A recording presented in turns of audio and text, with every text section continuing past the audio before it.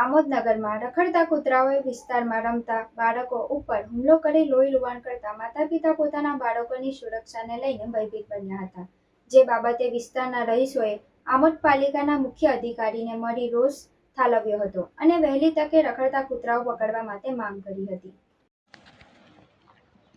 આમોદનગરના અલગ અલગ વિસ્તારમાં રખડતા કૂતરાઓએ વિસ્તારમાં રમતા બાળકોને બચકા ભરી લોહી લુહાણ કર્યા હતા, જેથી બાળકોને આમોદ સામૂહિક આરોગ્ય કેન્દ્ર ખાતે લઈ જઈ સારવાર આપવામાં આવી હતી. ત્યારબાદ 2 બાળકોને વધુ ઈજાઓ થવાથી ભરૂચ સિવિલ હોસ્પિટલ ખાતે વધુ સારવાર માટે ખસેડવામાં આવ્યા હતા.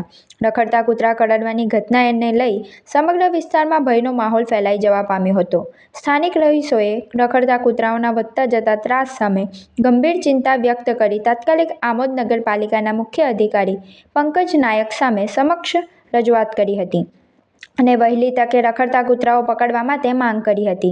આ બાબતે નગરપાલિકાના સેનેટરી ઇન્સ્પેક્ટર હિતેશ આચાર્યે જણાવ્યું હતું કે લોકોની રજૂઆત મળી છે, જેથી તાત્કાલિક રખડતા કૂતરા પકડવા માટેની કાર્યવાહી હાથ ધરવામાં આવી છે.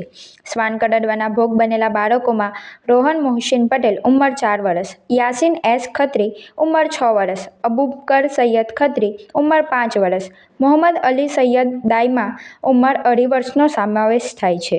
જેઓ આમોદમાં રહે છે, સરકારી હોસ્પિટલની સામે અને દરબાર રોડ લાગે છે, એમાં મદ્રસાઓ અને ધાર્મિક સ્થળો, સ્કૂલ બધી આવેલી છે તમામ, અને તેમાં નાના નાના બાળકો ત્યાંથી પસાર થાય છે, આવ જાવ કરે છે. ત્યાં કૂતરાઓનો કૂતરાઓનો વધારેમાં વધારે ત્રાસ છે.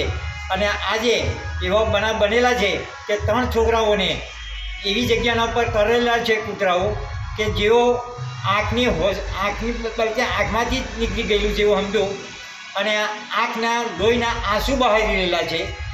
એવી જ રીતે આ કૂતરાનો આજે અમે નગર સેવા સદનમાં આવેલા છું, અને ત્યાંથી હું બોલું છું કે આ કૂતરાઓનો ત્રાસ તાત્કાલિક પકડવામાં આવે.